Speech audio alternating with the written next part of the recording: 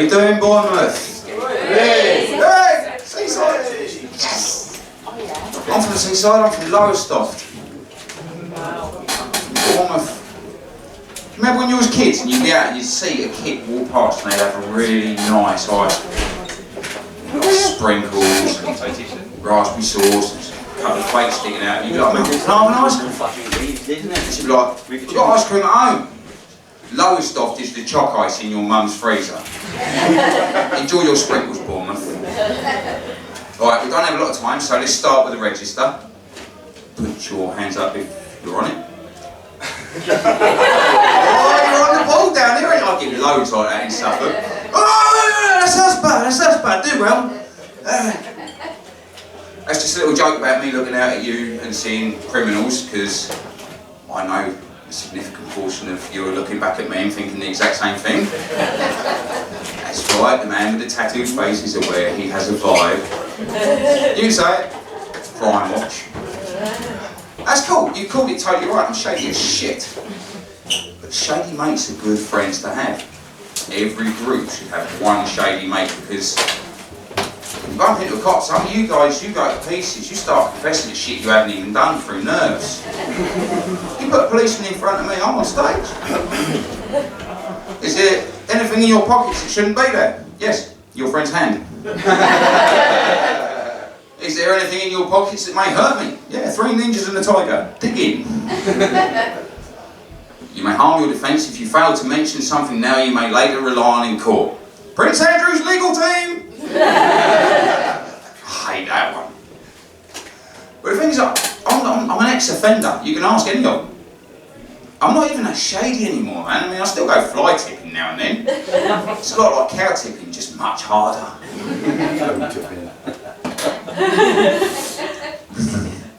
Fuck. I joke, of course. I come from a long line of jokers. My granddad once famously faked his own death just to pull off the world's most badass knock-knock joke.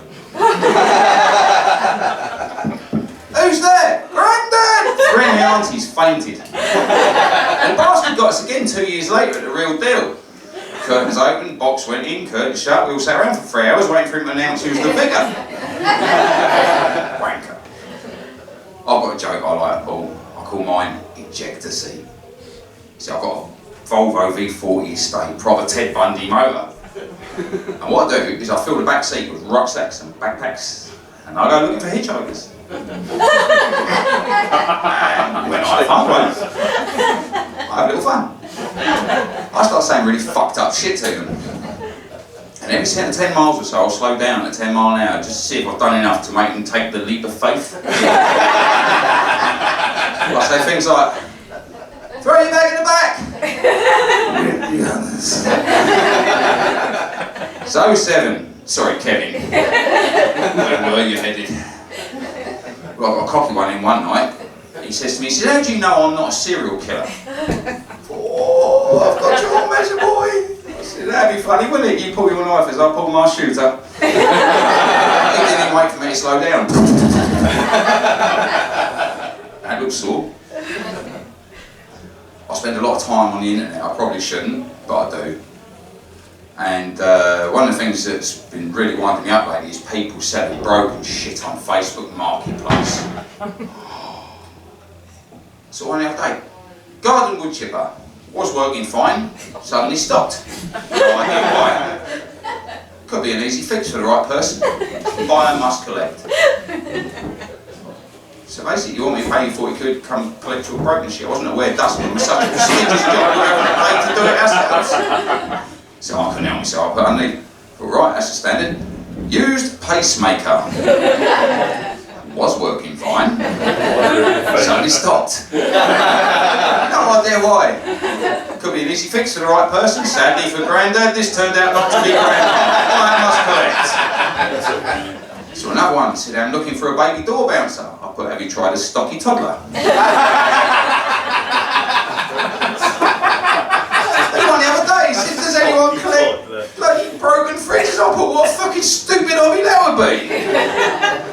Wind me up. And they ask you your opinion on Facebook as well, don't they?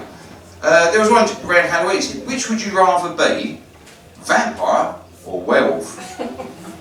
Who Who'd rather be a vampire? Hey! There's not many of you. Endless youth, sex appeal, virgins, knack action. Serious selling points. Let's look at the alternatives, because that means the rest of you would rather be a werewolf, right? Yeah. Sprouting hair in funny places, body going through uncontrollable changes, biting the guest. It's puberty. Every 4 weeks. Now, I don't know about you, but I didn't have an easy time of it the first time. 3 years my voice took a break. When have you ever watched the dog drag its balloon knot across the carpet? I thought, that little bastard's living his best life. I wish I could lick my balls in front of mother-in-law. No, mate, vampire wins, hands down, right? Because look, what's the only disadvantage? Can't go out in sunlight. I'm ginger, I can't stand in front of a microwave if the meal takes 3 minutes. No, mate, vampire all day long.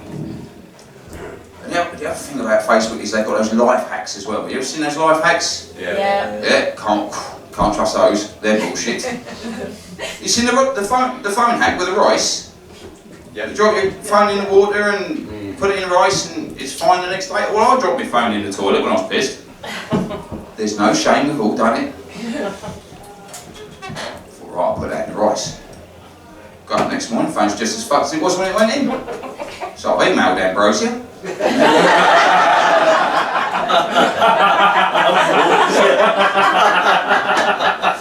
I like to look at words as well, like how we get them. Unicorn. Strange name that, isn't it? Beautiful creature. Let's break that name down. Singular foot complaint. It's not one, is it? But then when you consider that the only reasonable alternatives are horsoceros or nardonkey, yeah, fuck it, unicorn works. One of the things I like to do, especially, is get drunk and go on the internet. And I have little adventures. Because I'm single and there's no one to stop me. And one of my adventures most recently was to see if I could break a moonpig. You know what a moonpig? Oh, it's serious, anything moonpig. Won't print on the card. And luckily for you lot, there isn't. There's no human involved. You can print anything on there. So here's a few I got done. Thank you card. Do one at a time. For a lovely friend there. Thanks for helping me fake my death and letting me hide out. Couldn't have done it without you, big fella. Always thought having an undertaker as a mate was weird until now. Can't wait for the funeral to see how long it takes those dickheads to realise I'm the vicar. Love Grandad. Mummy, I'm only little, but I love you this much. How could it go wrong? It's even a pop-up card, look. Mum, I'm sorry I waited until your divorce was final to tell you those escort charges on Dad's card were mine. I've always wanted to live with Dad. Dad's a dickhead. Please let Nan answer my calls. I miss both you guys. Dad's been a right bellend about the whole thing. Love you. Kiss, kiss, kiss. I thought, okay, we've gone in sort of medium strength on us and really ramp it up. With sympathy, the memory of a loved one is never lost. It carries on through the lives of those they've touched.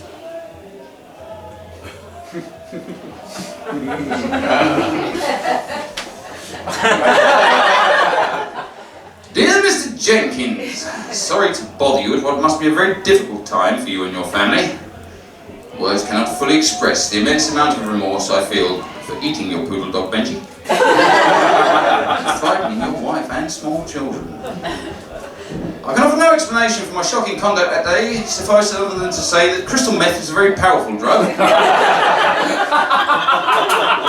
I am trying to accept responsibility for any harm my actions have caused, so I hope it will bring some relief to you and your loved ones to know that I thought Benji was lovely. Thank you very much.